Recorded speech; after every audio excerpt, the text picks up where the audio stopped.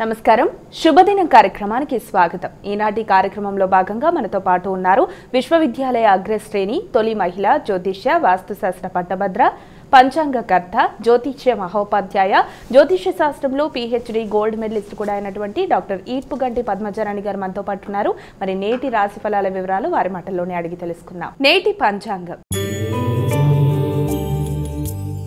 అమ్మ, మరి నేటి పంచాంగం తెలియజేస్తారా? 23/2/2025 శ్రీ క్రోధినామ సంవత్సర ఉత్తరాయణం మాఘమాసం కృష్ణపక్షం ఆదివారం.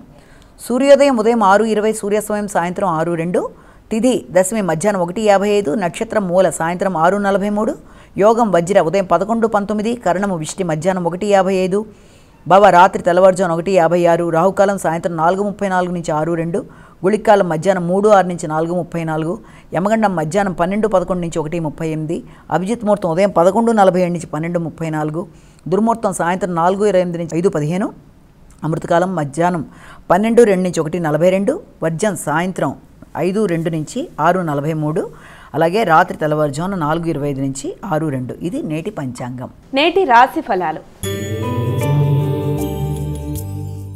మేషరాశి.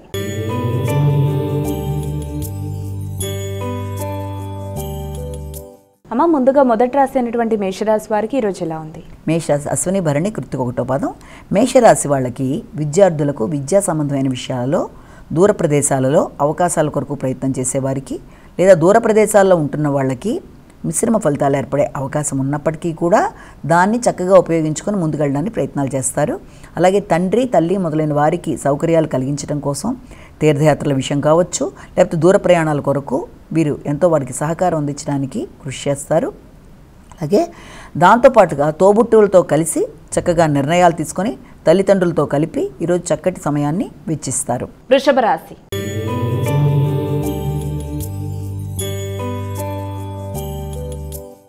అమ్మ, తదుపరి రాశి అయినటువంటి వృషభ రాశి వారికి ఈరోజు ఎలా ఉంది? వీరు ఎటువంటి పరిహారాలు పాటించాలి? కృత్తిక రోహిణి మృగశిర వృషభ రాశి వారికి ఈ రోజున ఆకస్మికంగా కుటుంబ సభ్యులతో, అంటే ఎవరన్నా కుటుంబంలో ఉండే వ్యక్తులతో కానీ లేకపోతే ముఖ్యమైన ఆత్మీయులైన మిత్రులతో కానీ ఘర్షణాత్మకమైన వాతావరణం ఏర్పడే అవకాశం ఉన్న రీత్యా వీలైనంత వరకు అలాంటి సమస్యలు రాకుండా వాటిని అధిగమించే విధంగా ముందుకెళ్ళడానికి ప్రయత్నం చేయాలి.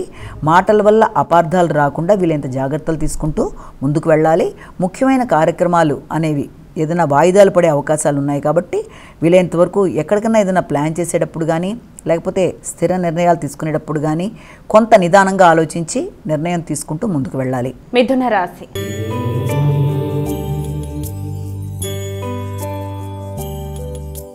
అమ్మ, తదుపరి రాశి అయినటువంటి మిథున రాశి వారికి ఈరోజు ఎలా ఉంది? మిథున రాశిలోకి వచ్చే నక్షత్రాలను ప్రధానంగా తీసుకున్నట్లయితే మనకి ముఖ్యంగా ఈ యొక్క మిథునం వాళ్ళకి మృగశిర, ఆరుద్ర, పునర్వసు 3 పాదాలు.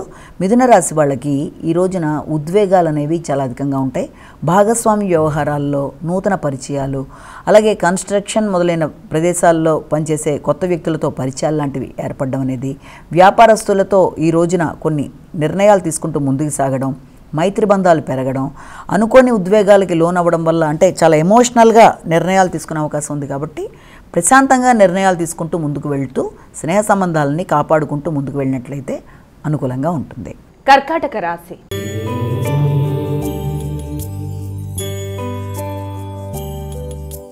అమ్మ, తదుపరి రాశి అయినటువంటి కర్కాటక రాశి వారికి ఈరోజు ఎలా ఉంది? కర్కాటక రాశి వాళ్ళకి ఈ రోజున నిద్రకు సంబంధించిన విషయాల్లో ఎక్కువ శ్రద్ధ తీసుకోవాలి. ముఖ్యంగా సంతానానికి సంబంధించిన విషయాలు, వృత్తికి సంబంధించిన విషయాలు రెండూ కూడా బేరీజు వేసుకుంటూ అంటే రెండిటికి సమన్వయపరుచుకుంటూ ముందుకు వెళ్ళే ప్రయత్నాలు చేయాలి. రెండిటి విషయాల్లో కొంత ఘర్షణ అనేది అధికంగా ఉండడం, అలాగే పోటీకి సంబంధించిన విషయాలలో, మీ వృత్తికి సంబంధించిన విషయాలలో వ్యక్తులతో పోటీలు, దాంట్లో ఇంకా పూర్తి పర్ఫెక్షన్గా ఇంకా చక్కగా చేయడానికి మీరు చేసే కృషి వల్ల మీకు నిద్ర, ఆరోగ్యం మొదలైన విషయాల్లో కొన్ని ఇబ్బందులు లాంటివి ఏర్పడే అవకాశం ఉంది కాబట్టి రోగనిరోధక శక్తిని పెంచుకోవాలి. అలాగే మీరు పోటీతత్వాన్ని అవతల వ్యక్తుల మీద మీకు ఉన్నప్పుడు ఆ విషయంలో సరి అయిన ఆరోగ్య శ్రద్ధ తీసుకుంటూ ముందుకు వెళ్ళాలి. సింహరాశి.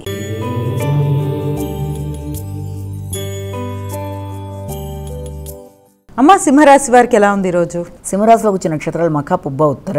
సింహరాశి వాళ్ళకి ఈ రోజున ఆలోచనలు చాలా వరకు మీకు అనుకూలంగా ఉంటాయి. మీ యొక్క ఇష్టమైన వ్యక్తుల కొరకు కానీ లేకపోతే విందు వినోదాల కొరకు కానీ సంతానానికి సంబంధించిన విషయాల్లో ఖర్చులు అనేవి అధికంగా ఉండడం, అలాగే ముఖ్యమైన ఉపాసన మొదలైన వాటికి సంబంధించిన విషయాల్లో చాలామంది దానికి సంబంధించి దేవాలయ సందర్శనలు, ఉపాసనకు సంబంధించిన విషయాల్లో ఎక్కువ ఫోకస్ చేయడానికి అవకాశాలు లాంటివి అధికంగా ఉన్నాయి. అలాగే భూమి మొదలైన వాటి మీద పెట్టుబడికి, కొనుగోలు కొరకు కూడా ప్రయత్నాలు లాంటివి చేస్తారు. కన్యా రాశి.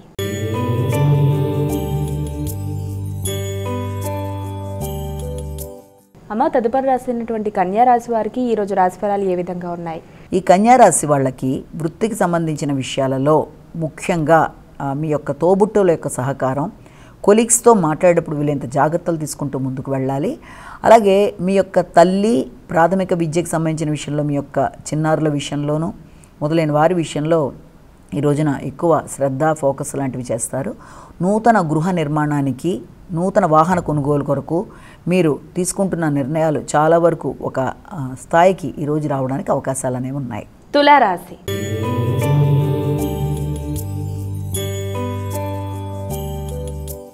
అమ్మాయిక తులారాశి వారికి రోజు ఎలా ఉంది? చిత్తా, స్వాతి, విశాఖ 3 పాదాలు. ఈ తులారాశి వాళ్ళకి దగ్గర ప్రయాణాలకి అవకాశం అనేది అధికంగా ఉంది. అలాగే మీ కుటుంబంలో మీ భాగస్వామి కానీ లేకపోతే కుటుంబ సభ్యులతో కానీ మీరు అనుకున్న విషయాలలో అనుకున్నట్టుగా, అంటే ఒకే రకంగా ఇద్దరు ఆలోచనలు వెళ్ళడంలో కొంత అటు ఇటుగా అవ్వడం వల్ల ఘర్షణాత్మకమైన వాతావరణం లాంటిది ఉన్నప్పటికీ మీ తెలివితేటలతో ఎలాంటి సమస్యనైనా అధిగమించగలరు. మీ సలహా సంప్రదింపులతో ముందుకు వెళ్ళడానికి వాళ్ళు ప్రయత్నాలు చేస్తారు. అలాగే స్థిర నిర్ణయాలు, అభిప్రాయాలు స్థిరంగా ఉండడం, సంకల్ప బలం పెరగడం, వ్యక్తుల సహకారం బాగుండడం, అనుకున్న పనులు అనుకున్నట్టుగా చేయడం మొదలైన వాటికి ఆస్కారం ఉంది. వృశ్చిక రాశి.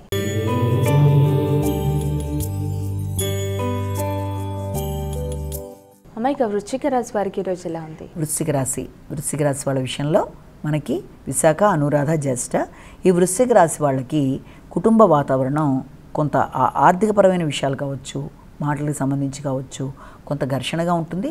ముఖ్యంగా కుటుంబ సభ్యులతో నిర్ణయాలు తీసుకునేటప్పుడు కానీ, కుటుంబ సభ్యులతో మాట్లాడి వారి మధ్య ఏదైనా ఘర్షణ ఉంటే దాన్ని సెట్ చేయడానికి కానీ మీరు చేసే ప్రయత్నాలు కొంత మిశ్రమ ఫలితాలు ఇవ్వడానికి ఆస్కారం అనేది ఒకటి కనబడుతుంది.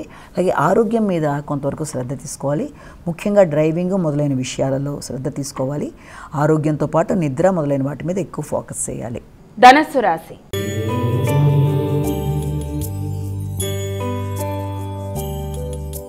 అమ్మాయిక ధనస్సు రాశి వారికి ఈరోజు ఎలా ఉంది? మూల, పూర్వషాఢ, ఉత్తరాషాఢ. ధనస్సు రాశి వాళ్ళకి ఈ రోజున మీ వ్యక్తిగత నిర్ణయాలు చాలా స్ట్రాంగ్గా ఉంటాయి. ముఖ్యంగా మీ కొరకు మీరు ఖర్చు పెట్టుకోవడం, మీ యొక్క సంతానంతో వాగ్వాదాలు రాకుండా ఇద్దరి యొక్క ఆలోచనలు ఒకే రకంగా ఉండేట్టుగా వీళ్ళంతవరకు జాగ్రత్త పడుతూ ముందుకు వెళ్ళడం.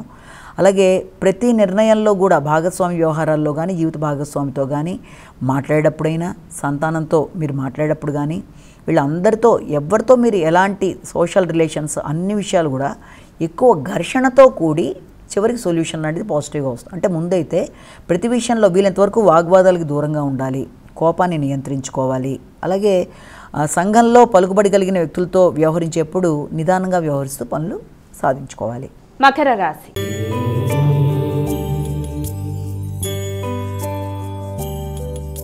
అమ్మాయిక మకర రాశి వారికి ఈరోజు ఎలా ఉంది? మకర రాశిలోకి వచ్చిన నక్షత్రాలు మనం తీసుకుంటే ఉత్తరాషాఢ, శ్రవణం, ధనిష్ట.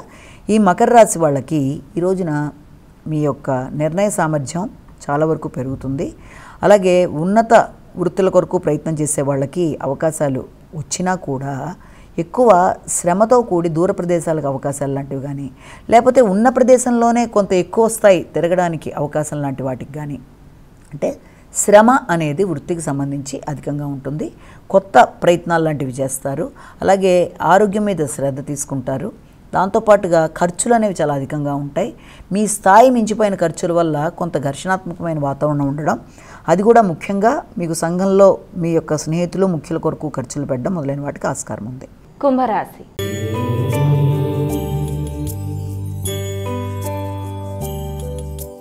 అమ్మాయిక కుంభరాశి వారికి ఈరోజు రాశి ఫలితాలు ఏ విధంగా ఉన్నాయి? కుంభరాశిలోకి వచ్చిన నక్షత్రాలను ప్రధానంగా తీసుకున్నట్లయితే మనకి ఈ యొక్క ధనిష్ట, శతభిషం, పూర్వభద్ర.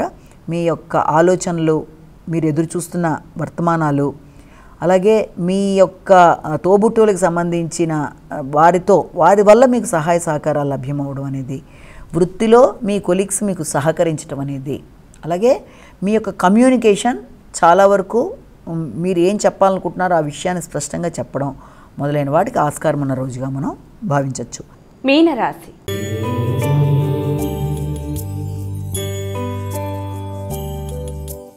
అమ్మా, ఇక చివరి రాశి అయినటువంటి మీనరాశి వారికి ఈరోజు ఎలా ఉంది? పూర్వభద్ర, ఉత్తరభద్ర, రేవతి వీళ్ళకి ఈరోజు నా వృత్తికి సంబంధించిన విషయాలు చాలా వరకు గట్టిగా నిర్ణయాలు తీసుకుంటారు. నూతన వృత్తుల కొరకు ప్రయత్నాలు చేస్తారు. అలాగే కొత్త ప్రదేశాల్లో అవకాశాలు లాంటివి ఏర్పడతాయి. అది కూడా మంచి ఉన్నత స్థాయి వృత్తుల కొరకు మీరు ఎదురు చూసిన వాటికి సంబంధించిన ఇంటర్వ్యూలు కానీ సమాచారాలు కానీ మీరు అందుకోవడం లాంటిది, మొదలైన వాటికి సాహిత్యానికి సంబంధించిన వ్యక్తులకి కానీ లేకపోతే ఏదైనా జర్నలిజంకి సంబంధించిన వ్యక్తులకు కానీ అవకాశాలు లాంటివి రావడం అనేది, అలాగే మీ యొక్క స్వగ్రామం సందర్శించడానికి ఎక్కువ ఆసక్తి మీరు కనబరచడం మొదలైన వాటికి ఆస్కారం ఉంది. ఇక ద్వాదశ రాశుల వారందరూ కూడా పాటించడానికి వీలుగా ఉన్నటువంటి పరిహారం తెలియజేస్తారా? ద్వాదశ రాశుల వారి యొక్క పరిహారాన్ని కనుక మనం వాళ్ళు గమనించినట్లయితే సాధారణంగా ప్రతిరోజులాగే ఈరోజు కూడా ప్రతివారు తమ తమ వ్యక్తిగత దైవాన్ని ప్రార్థించుకుంటూ రోజును ప్రారంభిస్తూ అదే వ్యక్తిగత దైవాన్ని ప్రార్థన చేసుకోవడం, దేవాలయ సందర్శన అనేది ఎలాగూ చేస్తారు, అది ఒక విధానం.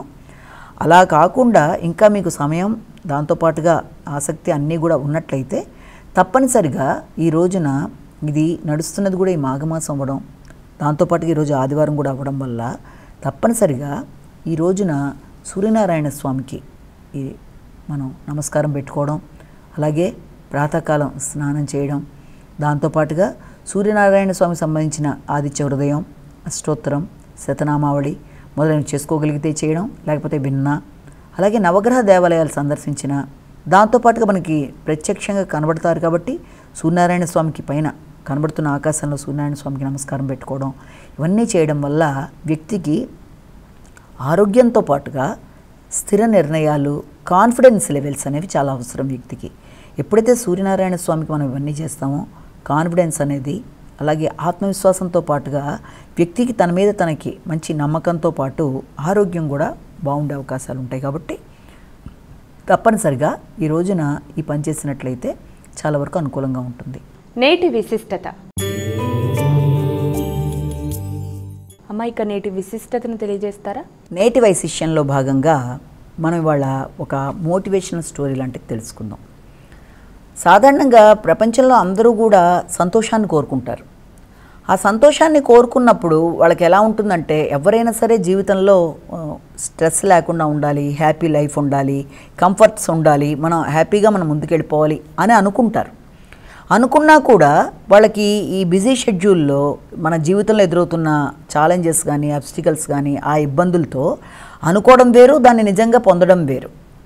అంటే ధనం ఉంటేనే మనం ఆనందాన్ని పొందగలమా, లేకపోతే ఓ మంచి బంగళా ఉంటేనే మనం ఆనందాన్ని పొందగలమా, పెద్ద కారు అన్నది కాదు అన్న విషయాల్లో అసలు ఏదైతే మనిషికి సక్సెస్ఫుల్గా మనిషి జీవితంలో ఆనందాన్ని పొందగలడు అన్న విషయానికి సంబంధించిన ఏదన్నా మంత్రం అంటే మంత్రం అని కాదు, విషయం ఏదైనా ఉందా అన్న విషయాన్ని మనం వాళ్ళ ఒక చిన్న మోటివేషన్ స్టోరీ ద్వారా తెలుసుకుందాం. ఒకానొక ప్రదేశంలో ఒక వ్యక్తి అలా ప్రయాణం చేస్తూ వెడుతూ ఉంటాడు తన గుర్రం మీద. ఒకప్పుడు ఆ గుర్రం మీద అతను అలా ప్రయాణం చేయగా కొంత దూరం వెళ్ళిన తర్వాత ఆ గుర్రానికి బాగా దాహం వేస్తుంది.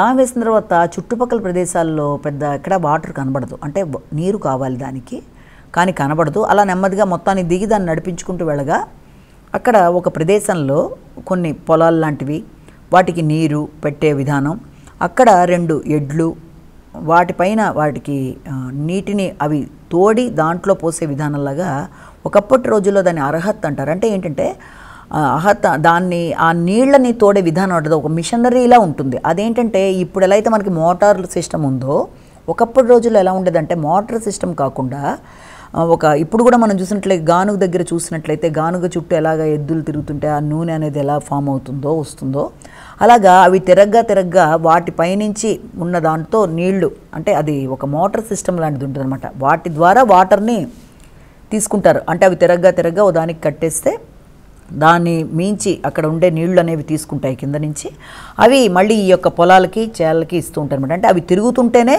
ఆ నీళ్ళు అనేవి వాళ్ళు తీయగలుగుతారు దాంట్లోంచి వచ్చి మళ్ళీ దాంట్లో పోసే విధానం అనమాట.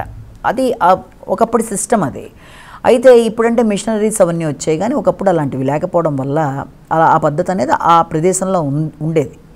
అయితే ఆ విధానంలో నీళ్ళని తీసుకోవడం, అవి తిరగడం, మళ్ళీ అవే చెట్లకి పోయడం, అదే మొక్కలంటే ఐ మీన్ ఈ యొక్క వ్యవసాయ భూములకి పోయడం. అక్కడ పెద్ద ఎంత ఏరున్నా అందులోంచి నీళ్ళని ఇవి తీసి ఈ యొక్క పొలాలకి ఇవ్వడం అనమాట ఆ విధానంలో. అయితే అది చూస్తాడు ఇతను. వెంటనే అక్కడికి వెళ్ళి వాళ్ళ దగ్గరికి వెళ్ళి ఆయన పొలం దగ్గర ఉన్న అతనితో, ఏమంటే నాకు నా యొక్క గుర్రానికి చాలా దాహంగా ఉంది, అలసిపోయింది, కొంచెం వాటర్ కావాలి, మీరు ఏమన్నా ఇవ్వగలుగుతారా వాటి ద్వారా అంటే, తప్పకుండానండి తీసుకోండి దాంట్లో ఉందని చెప్పి అతను అంటాడు. సరే అని ఇతను ఏం చేస్తాడంటే గుర్రం దగ్గరికి తీసుకొచ్చి దాన్ని అక్కడ వాటర్ తాగే విధంగా దాన్ని వదిలేస్తే అది వాటర్ తాగడానికి వంగడం, మళ్ళీ భయపడిపోయి ఒక్కసారి ఉలిక్కి పడిపోయి ఆగిపోవడం. ఎందుకంటే ఇది తిరుగుతుంది కదా, ఇవి తిరిగితే నీళ్ళు వస్తున్నాయి కదా, ఆ తిరిగే శబ్దానికి అది కంగారు పడుతుందన్నమాట. అలా 2-3 సార్లు అలా చేస్తుంది, తాగదు, వంగుతుంది, నీళ్లు తీసుకోబోతుంది, భయపడిపోతుంది. ఇది చూసి ఇతను ఏం చేస్తాడంటే గుర్రాన్ని తీసుకొచ్చిన వ్యక్తి గౌబా ఆయన దగ్గరికి వెళ్ళి, అంటే మీరు ఆ శబ్దాన్ని ఆపించండి, అప్పుడు కానీ అది తాగలేదు, దానికి చాలా దాహంగా ఉంది కానీ నీళ్లు తాగలేకపోతుంది, ఇలా తిరగడంలో ఆ యొక్క శబ్దం వల్ల అది ఇబ్బంది పడుతుంది అని అంటే ఆయన నవ్వే ఉంటాయంటే, బాబు అది అయ్యే పని కాదు, అది ఎప్పుడైతే అది తిరుగుతున్నప్పుడే వాటర్ వస్తుంది, ఆ 2 ఎద్దులు తిరుగుతూ ఆ చప్పుడు అవుతున్నప్పుడు మాత్రమే ఆ వాటర్ అనేది బయటికి తెచ్చి ఇక్కడ పోయగలవు, అప్పుడే అది తాగలదు. ఎప్పుడైతే అవి తిరగవో ఆ శబ్దం అవ్వదో అప్పుడు వాటర్ రాదు, అప్పుడు అది తాగలేదు. కాబట్టి దానికి తాగాలి అన్న ఫీలింగ్, దానికి తాగవలసిన పరిస్థితి అంటే ఇది భరిస్తూ తాగవలసిందే, అంతే తప్ప అది ఆగిపోయిన తర్వాత నీళ్ళు అనేవి రావడం ఇబ్బంది అవుతుందని చెప్తాడనమాట. అలాగే మన జీవితంలో కూడా మనం హర్రీగా ఉండి నిత్య జీవితంలో ఎదురవుతున్న సమస్యలు లాంటివన్నీ కూడా ఇలాంటివే. ఇది కనుక మనం నిత్య జీవితానికి కనుక అప్లై చేసుకుని కనుక ఒక విషయంలో చూసుకున్నట్లయితే, మనిషి జీవితం నిత్యం పొద్దునుంచి సాయంత్రం దాకా రకరకాల ఛాలెంజ్లతో, రకరకాల ఇబ్బందులతో, రకరకాల ఈ డిఫికల్టీస్తో, అంటే రకరకాల కష్టాలు, ఛాలెంజెస్, సవాళ్లతో కూడిన జీవితం మనిషి జీవితం. ఎవరి స్థాయికి వాళ్ళదే. దానివల్ల ఏమవుతుందంటే ప్రతిరోజు కూడా వ్యక్తి లేచిన దగ్గర నుంచి మళ్ళీ రాత్రి దాకా కూడా నిరంతరం శ్రమ పడుతూ, రకరకాలుగా ఇబ్బంది పడిపోతూ, కష్టపడుతూ, అనేక రకాల సవాళ్ళను స్వీకరిస్తూ, అనేక రకాలైన ఇబ్బందులను ఎదుర్కొంటూ, దాంతో అతను ప్రయాణం చేసుకుంటూ ముందుకెళ్ళిపోతూ, తనకి ఎదురవుతున్న విషయాలలో అంటే తన జీవితంలో తన కోసం తను కేర్ తీసుకోవడం అనేది తగ్గించేస్తాడు. అంటే ఏమని అనుకుంటాడు, నేను ఎక్కడికైనా వెళదాం ఒక ప్రదేశానికి అనుకుని కూడాను సరదాగా వెళదాం అనుకున్న విషయాన్ని కూడా ఆపేసి, సర్లే నేను రిటైర్ అయిన తర్వాత వెళదాంలే, ఇప్పుడు అన్ని ఈ కష్టాలు ఈ చిరాకులు ఎదుర్కొంటున్నాను కదా అనుకుంటూ దాన్ని పోస్ట్ పోన్ చేసేస్తాడు. లేదా ఏదైనా ఒక ఫ్యామిలీ గెట్ టుగెదర్ లాంటిది ఏర్పరిచి రమ్మని చెప్పినా కొన్ని చోట్ల కొందరు, లేదు నేను చాలా ఈ బిజీలో ఉండిపోయాను కాబట్టి నేను రాలేను, తర్వాత ఇంకెప్పుడన్నా చూస్తానని చెప్పి తన యొక్క సంతోషాన్ని కానీ తన యొక్క అవసరాన్ని కానీ తను ఆపుకుంటూ ఉండడం అనేది కూడా మనం చూస్తూ ఉంటాం. అంటే జీవితంలో ఇప్పుడు గనక ప్రతి వ్యక్తి అలా ఆపుకుంటూ రాత్రింపగళ్ళు తన కష్టంలోనే తను ఉంటూ ప్రతిరోజు ఒకదాని తర్వాత వస్తూనే ఉంటుంది. ఇవాళ ఈ పని అయిపోయింది, రేపు ఇంకొక పని వస్తుంది, దానికోసం రాత్రింపగళ్ళు కష్టపడుతూనే ఉంటాడు, ఎల్లుండి ఇంకో, అలా వచ్చిన దాంట్లోనే చూసుకుంటూ ముందుకెళ్ళిపోయి తన కోసం తను ఆలోచించడం అనేది చెయ్యడు. కానీ అలా కాకుండా ప్రతి విషయాన్ని పోస్ట్ పోన్ చేసుకొని నేను రిటైర్ అయిన తర్వాత చూస్తానులే, లేకపోతే తర్వాత ఈ యొక్క చిరాకులు తగ్గాక చేద్దాంలే ఆ పని అనుకుంటుంటే, ఇక్కడ ఈ కథలో గుర్రంలాగే గుర్రం విషయంలో ఏమంటున్నాడు, ఆ శబ్దం తగ్గిన తర్వాత తాగాలి అని అని గుర్రపు ఓనర్ చెప్తున్నాడు. కానీ శబ్దం తగ్గేది ఉండదు, దాని మానానది అవుతూనే ఉంటుంది, ఆ గుర్రం వాటర్ తాగాల్సిందే. అంటే ఎంత మనం బిజీ షెడ్యూల్లో ఉన్నా మన కోసం మనం సమయాన్ని కేటాయించుకోవాలి అన్నది ఒకటి మనం ఇక్కడ అర్థం చేసుకోవాలి. ఎలాగా ఇంత బిజీ షెడ్యూల్ ఇంత లైఫ్లో ఎలాగా అంటే, ఎలాంటి పరిస్థితులు ఉన్నప్పటికీ కూడా నీకు ఆనందం కలిగించే కొన్ని మూమెంట్స్ అనేది మనం క్రియేట్ చేసుకోవాలి.